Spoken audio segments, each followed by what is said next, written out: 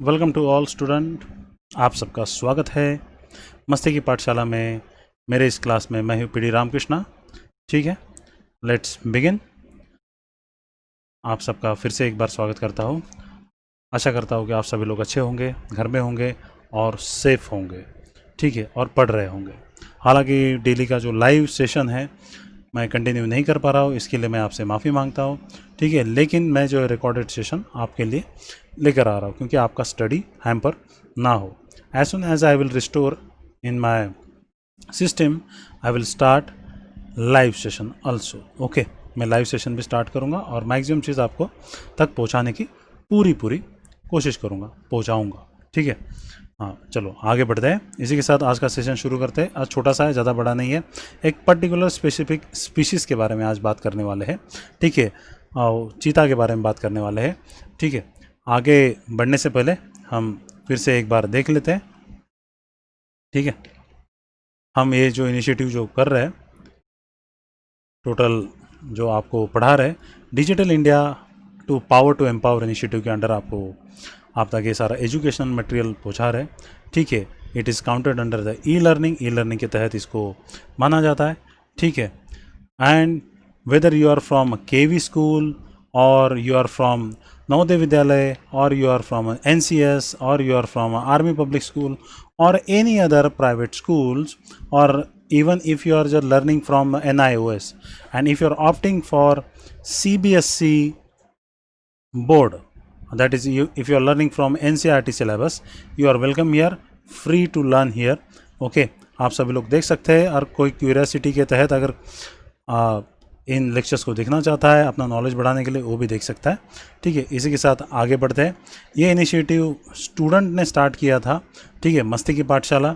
हमारा इनिशिएटिव अगर आपको अच्छा लगता है तो इसको अपना सहयोग दीजिए, लाइक, शेयर, सब्सक्राइब और कमेंट करके, ठीक है। और आपके कुछ सुझाव होंगे, आपके सजेशन होंगे, वो हमारे लिए बहुत वैल्यूएबल है, ठीक है। तो हम तक आपके सजेशन पक्का कमेंट सेक्शन में लिख के पहुँचा दो, ठीक है ना।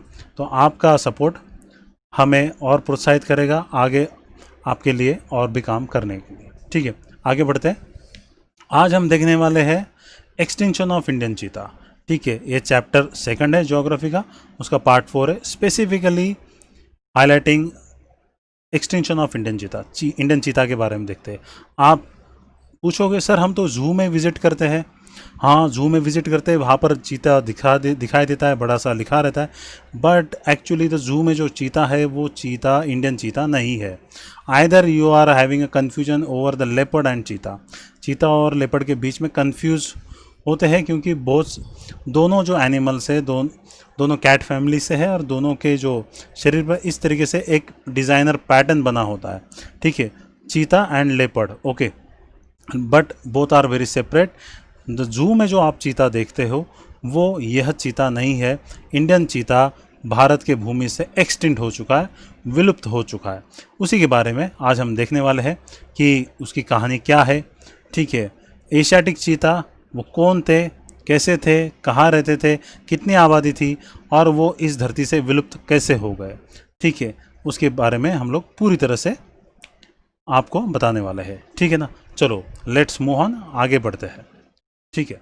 Asiatic cheetah world's fastest land मैनिमल, ठीक है, दुनिया का सबसे फास्टेस्ट दौड़ने वाला, ठीक है ना, सबसे फास्ट जाने वाला जो एनिमल है वो चीता है।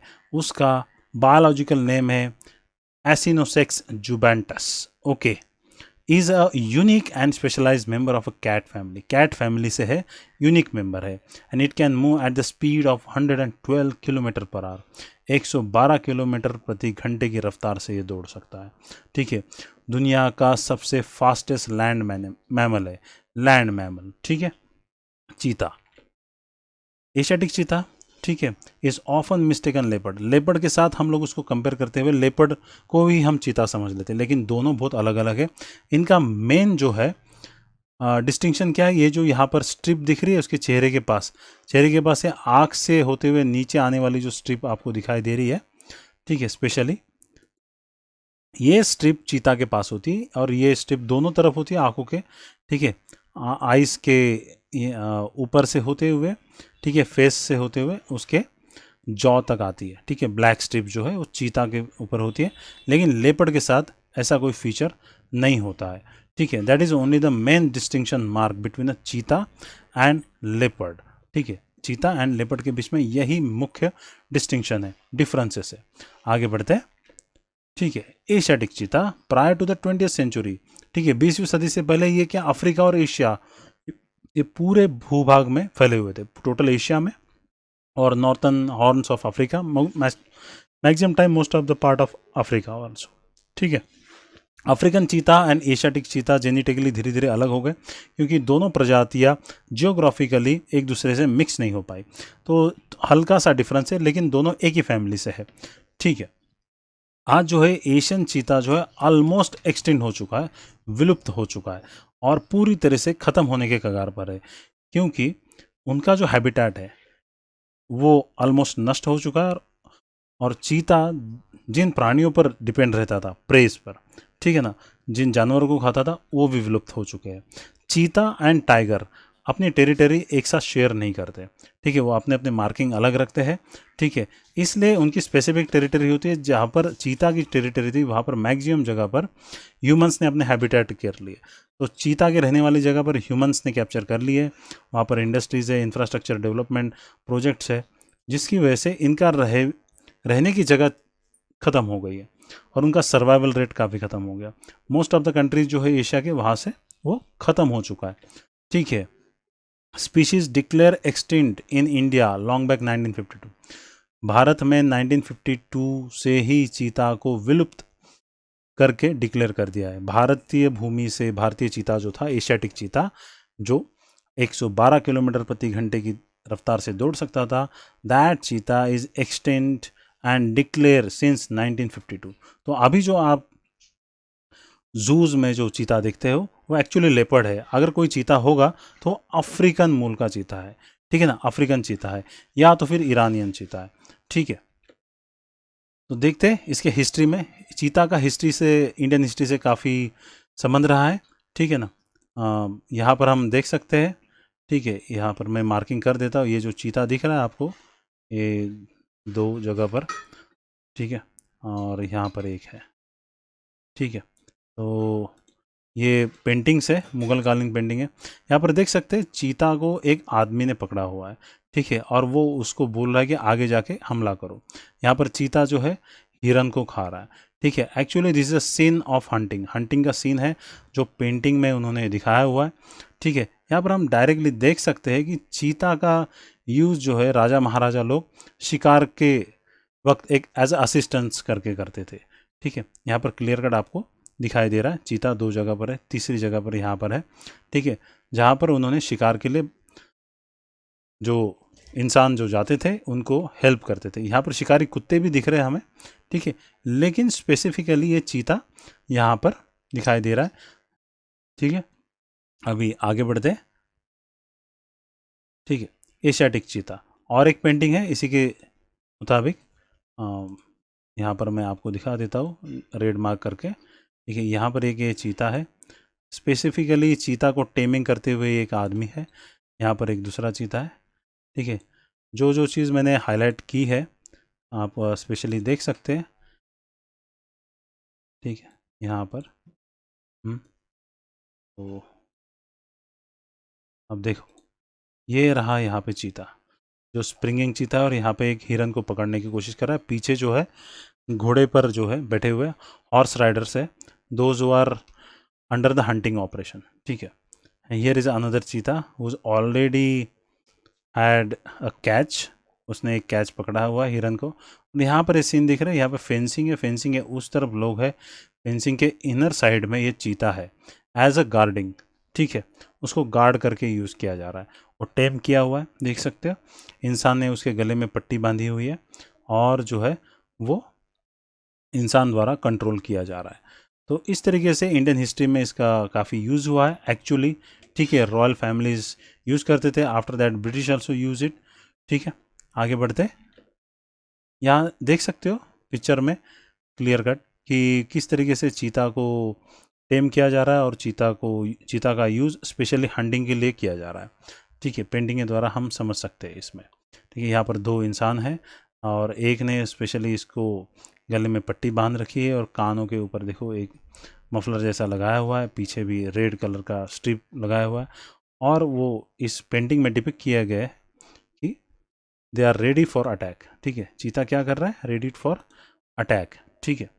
देखो ये चीता की तरफ दिखाया जा रहा है कि इसको ये कैच करने के लिए यूज़ कर रहा है। तो चीता वॉज वाइडली यूज, एशियन चीता को जो है बहुत वाइडली यूज़ किया हुआ है और इंसानों के साथ रहा हुआ है, ठीक है। यहाँ पर अनदर पेंटिंग है, पीछे देख रहे हो कैंप्स है, ये कैंप दिखाई दे रहे हैं आपके। तो चीता was also accompanied earlier royal expedition, जो एक दूसरे के ऊपर लड़ाई होती थी दो प्रिंसली स्टेट के बीच में या फिर रॉयल फैमिलीज के बीच में, वहाँ पर जो है वॉर जोन में भी चीता का यूज़ किया जाता था, ठीक है, as a attacking animal to opponent के ऊपर अटैक करने के लिए उसका यूज़ किया जाता है। यहाँ पर अपने कैंप देख रहे हो, जो कैंप्स जो है वॉर जोन में लगे हुए हैं और दो इंसान हैं यहाँ पे इंडियंस हैं जिन्होंने स्पेशली इस चीता को टेम करके रखा हुआ, ठीक है। लेट्स मूव ऑन, आगे बढ़ते हैं।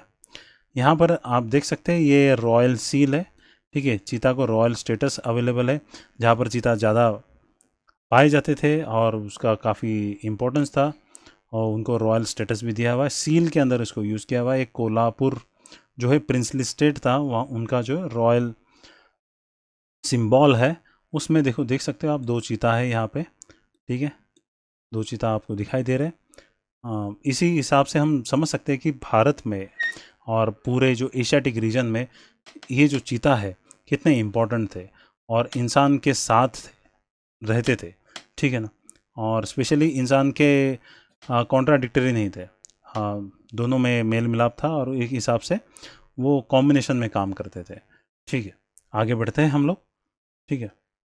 अभी Asiatic cheetah once range from the Arabian peninsula से लेके इंडिया तक, उसमें अफगानिस्तान आता है, सेंट्रल एशिया आता है, कॉकेसस रीजन आता है, सदर्न पार्ट ऑफ यूरोप आता है, ईरान आता है, पाकिस्तान आता है, उज़्बेकिस्तान आता है। ये पूरी जो रेंज है एशियाटिक चीता की थी, ठीक है। यहाँ पर उनकी फैमिलीज थी और पूरे इनके जो स्पीशीज़ थे यहाँ पर एबंडेंस में पाए जाते थे, ठीक है। बट टुडे ये जो चीता है आज के दिन में केवल ईरान में है। इट इज़ दिस चीता is surviving only in Iran. ये आपके लिए बहुत इंपॉर्टेंट है, ठीक है। Asiatic cheetah is extinct from Indian soil but this चीता इज सर्वाइविंग इन ईरान। केवल ईरान में ही ये है। अगर ईरान के अंदर से ये चीता विलुप्त हो गए तो पूरे धरती से इनकी प्रजाति खत्म हो जाएगी।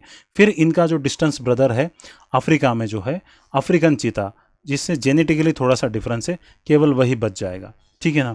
जो 112 किलोमीटर पर आवर दौड़ने की जिसकी क्षमता है, ऐसे वाले चीते, ठीक है ना। The Asiatic cheetah survives in protected areas in the eastern central arid region of Iran, ठीक है। ईरान में भी वाइल्ड में नहीं है, वो भी इन ह्यूमैन के द्वारा क्रिएटेड ऐसे साइलोज है जो प्रोटेक्टेड एरियाज है, वहीं पर ये सर्वाइव कर रहे हैं, ठीक है ना। जहाँ पर पॉपुलेशन ह्यूमन पॉपुलेशन डेंसिटी बहुत कम है वहाँ पर है, वहाँ पर भी इनकी संख्या बहुत ही कम है। देख सकते हो कितनी कम है। 2017 में जो चीता की जनगणना की थी, सेंसस किया गया था, वहाँ पर ओनली 50 इंडिविजुअल पाए गए थे, including male female and childrens, okay. उनके जो कप्स होते हैं उनको सभी को मिला के 50 इंडिविजुअल थे। सोचो कितनी कम आबादी बची है। एक ज़माने में ये चीता पूरे इतने बड़े इलाके में पाए जाते थे, वाइडली पाए जाते थे, इंसानों के साथ भी रहते थे। आज उनकी आबादी केवल 50 रह गई है, ठीक है। तो ऑलमोस्ट विलुप्त होने के कगार पर यह चीता आ गए हैं। Asiatic cheetah has been listed as a critically endangered on IUCN red list. ये आपके लिए बहुत बहुत इंपॉर्टेंट है। IUCN रेड लिस्ट में कौन से सेक्शन में इसको लिस्ट किया हुआ है, तो इंडेंजर्ड सेक्शन में इसको लिस्ट किया हुआ है। इंडिया में ये एक्सटेंड लिस्ट में है। इंडिया में क्या है, ये एक्सटेंड हो गया है, इंडिया में पूरी तरीके से ख़त्म हो गया है। ठीक है, आगे बढ़ते हैं। इन सितंबर 2001 इस चीता को बचाने के लिए एक प्रोजेक्ट स्टार्ट किया गया। ठीक है, उसका नाम है conservation of Asiatic cheetah and इस एसोसिएटेड बायोटा। ये बहुत ही इंपॉर्टेंट है आपके लिए भी, कौन सा प्रोजेक्ट स्टार्ट किया गया था और इसको कंजर्वेशन एफर्ट कैसे किया गया। ठीक है ना, आपके बुक्स में तो नहीं दिया हुआ है, लेकिन आपके लिए ये इंपॉर्टेंट है। The conservation effort started to save Asiatic cheetah from September 2001 and that is known as conservation of Asiatic cheetah and its associate biota करके department of environment and cooperation with United Nations. ठीक है, department of environment है Iran का, उसने United nation development programme से cooperation के साथ ये स्टार्ट किया था। इसको पब्लिसिटी देने के लिए देखो उन्होंने क्या किया था, अपने जो एयरलाइंस है उसके ऊपर भी चीता का सिंबल पेंटिंग किया हुआ है। मिराज एयरलाइंस है, ठीक है, ईरान की, उसके ऊपर जो है उन्होंने चीता का पेंटिंग किया था ताकि ग्लोबलाइज सेंसेशन हो जाए। ठीक है, ग्लोबलाइज इसका अवेयरनेस हो जाए कि हमें चीता को बचाना है और उसके लिए ग्लोबल एफर्ट करने हैं। ठीक है, इसके लिए इन्होंने कैंपेन चलाया था। Plus they also painted the photograph of cheetah on their football T shirt jersey. ठीक है ना, फुटबॉल की जो जर्सी है, टी शर्ट है फुटबॉल टीम की, नेशनल फुटबॉल टीम की जो है ईरान की, उसके मेन टी शर्ट के प्रिंट के ऊपर चीता का प्रिंटिंग किया था उन्होंने। ठीक है, ताकि लोगों तक ये बात पहुंचे कि एशियाटिक चीता के नंबर कितने कम रह गए, ऑलमोस्ट वो विलुप्त होने वाले हैं, और उसको बचाने के एफर्ट के लिए जो फाइनेंशियल एड होती है उसकी ज़रूरत है और अवेयरनेस की ज़रूरत है। और इसका जो ब्लैक मार्केट में इसकी जो सेगमेंट्स होते हैं, इसकी स्किन होती है, आइज़ होती है, या फिर बाकी जो बॉडी पार्ट्स है उसकी जो स्मगलिंग होती है, उसके ऊपर बाकी राष्ट्र जो है रोक लगाए। ठीक है, the Indian government plan to reintroduce this cheetah in India. भारतीय गवर्नमेंट ने क्या किया कि इसको री इंट्रोड्यूस करने की सोचा, लेकिन ये इंडिया से जो इंडियन सॉइल के जो जेनेटिक्स वाले जो चीता थे वो तो पूरी तरह ख़त्म हो चुके थे, तो ये लोग कहाँ से करेंगे। ठीक है, तो अफ्रीकन स्पीशीज़ को इंडिया में री इंट्रोड्यूस करने का सोचा था। ठीक है, इसी के लिए IUCN स्पेशलिस्ट की मदद ली गई। ठीक है, उसको री इंट्रोडक्शन प्रोग्राम करके डिक्लेयर किया गया। ठीक है, उसके लिए स्टडी कमीशन बैठाया गया and study given a good report. Studies ने क्या किया था, गुड रिपोर्ट किया। ठीक है, इन सितंबर 2009 international biologist representative from wild life institute of India, ठीक है, wild life institute of India से जो रिप्रेजेंट कर रहे थे, wild life institute of India, ठीक है, and Indian politicians held a meeting during the चीता इंट्रोडक्शन इन इंडिया। ठीक है, मीटिंग किया गया जिसमें डिसाइड किया गया कि इस चीता को भारतीय हैबिटेट में फिर से इंट्रोड्यूस किया जाए। During this meeting it was decided to conduct a feasibility study and assess a 10 site located in Rajasthan. 10 site decide कर दी गई जहां पर इनको री इंट्रोड्यूस किया जा सकता है। एक है Rajasthan, second Gujarat, third Madhya Pradesh, fourth Uttar Pradesh and Chhattisgarh. इन जो है स्टेट्स में इनको री इंट्रोड्यूस करने का डिसाइड कर दिया गया, हमारे फॉरेस्ट ऑफिशियल्स को बताया गया और उसके ऊपर प्लानिंग कर दी गई। लेकिन ठीक है, तो इसमें जो है आइदर ये जो चीता, एशियाटिक चीता कहाँ से आएगा, either it will come from Iran और अफ्रीका। अफ्रीकन चीता को इंट्रोड्यूस कर सकते हैं या फिर ईरानी चीता, जिसके जो जीन्स है इंडियन चीता से बहुत मिलते जुलते थे, दोनों में से कोई एक को हम इंट्रोड्यूस कर सकते हैं। ठीक है ना, क्योंकि both the cheetahs are able to survive in Indian climatic condition. ठीक है, तो इन्होंने री इंट्रोडक्शन प्रोग्राम उसके लिए तैयार किया और रेवेन्यू इकट्ठा करने के लिए tourism, economically viable tourism related to cheetah also publicise. Indian government ने उसको पब्लिसिटी भी देना शुरू कर दिया था। But a sudden problem arise in 2012, Indian supreme court suspended attempt to the introduce of African cheetah when a new genetic evidence suggested that Asiatic and African cheetahs separated between 32,000 to 67,000 years ago।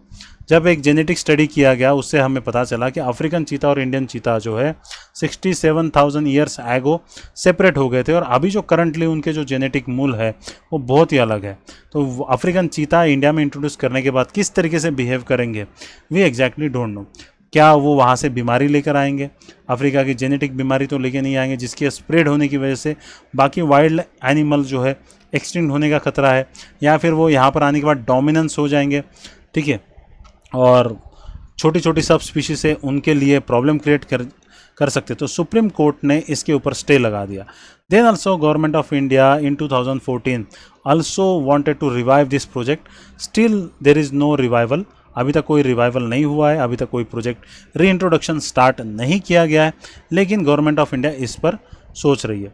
देखो, इंसान ने इतना exploit कर दिया कि एक प्रजाति एक भूखंड से इतने बड़े एरिया से विलुप्त हो गई, एक भी उसके फैमिली का इंडिविजुअल नहीं बचा है।